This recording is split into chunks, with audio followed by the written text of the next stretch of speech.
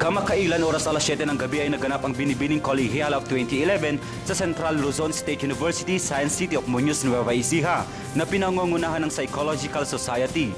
Ito ay may temang sopistikada, intelihente at nakakabighaning ganda. Dito ipapamalas ng 10 kandidat ang kanilang natural na kagandahan at katalinuhan dahil ang isa sa layunin ng programa ay nakikita ang tunay na ganda ng isang kolegiala sa loob ng kanyang personalidad. Bawat kandidat ay galing sa iba't ibang colleges tulad ng College of Arts and Sciences, College of Doctors of Veterinary Science Medicine, College of Civil Engineering, College of Home Science and Industry, College of Business Administration and Accountancy. Kaya todo suporta ang kanilang mga kaibigan, kaklase at magulang. Matindi ang naging labanan ng bawat kandidata dahil lahat sila ay piniling matatalino. Sa iyong naging buhay bilang estudyante ng CLSU, ano ang maituturing mong pinakamagandang karanasan at bakit? Magandang gabi po sa inyong lahat.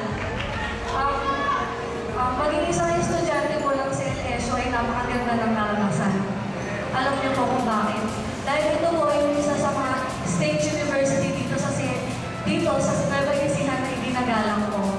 Kasi marami po nakakatapos dito na marunong at ginagalang ng mga ibang university.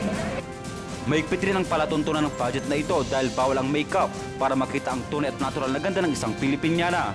Ang 10 kandidata na ito ay dumaan muna sa psychological test kung sila ba ay karapat-dapat na sumali sa binibining Colegial of 2011. Dahil kailangan din sa pagsali ay may disiplina sa sarili ayon sa Psychological Society. Kung isipin natin ay napaka-formal ang pageant na ito, ibang-iba sa lahat ng pageant competition.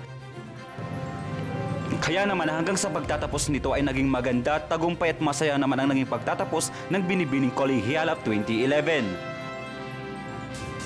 At ito si Maylord Hidalgo nagbabalita para sa Newslink Nueva Ecija.